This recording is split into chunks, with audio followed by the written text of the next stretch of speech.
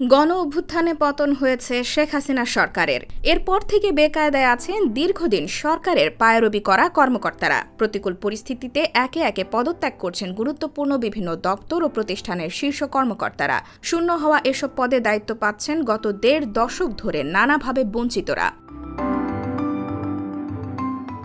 এখন পর্যন্ত পাওয়া তথ্য অনুযায়ী রাজনৈতিক বিবেচনায় নিয়োগ পাওয়া রাষ্ট্রের প্রধান আইন কর্মকর্তা, বাংলাদেশ ব্যাংকের ডেপুটি গভর্নর সহ গুরুত্বপূর্ণ অনেক কর্মকর্তা পদত্যাগ করেছেন। আরও অনেকেই পদত্যাগের পথে হাঁটছেন। এছাড়া চুক্তিতে নিয়োগ পাওয়া কর্মকর্তাদের চুক্তি বাতিল হচ্ছে। এসব কর্মকর্তা সাবেক প্রধানমন্ত্রী শেখ হাসিনা ও তার সরকারের আস্থাভাজন হিসেবে পরিচিত।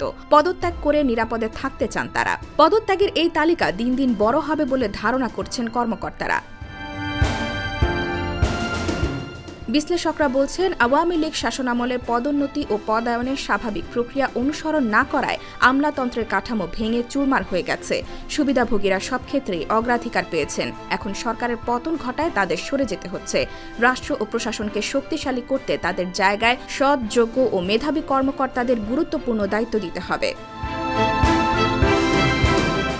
বুধবার রাষ্ট্রের প্রধান আইন কর্মকর্তা attorney general M A. Amin Uddin ব্যক্তিগত কারণ দেখিয়ে পদত্যাগ করেছেন। তবে বর্তমানে তিনি কোথায় আছেন সে সম্পর্কে জানা যায়নি। মঙ্গলবার রাতে বাংলাদেশ পুলিশের ইন্সপেক্টর জেনারেল চৌধুরী আবদুল্লাহ আল মামুনের চুক্তি বাতিল করে নতুন আইজিপি হিসেবে মোহাম্মদ মইনুল ইসলামকে নিয়োগ দেওয়া হয়েছে।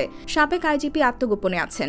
Dhaka metropolitan police commissioner Habibur রহমানকে পুলিশ অধিদপ্তরের অতিরিক্ত পুলিশ মহাপরিদর্শক হিসেবে সংযুক্ত করা হয়েছে।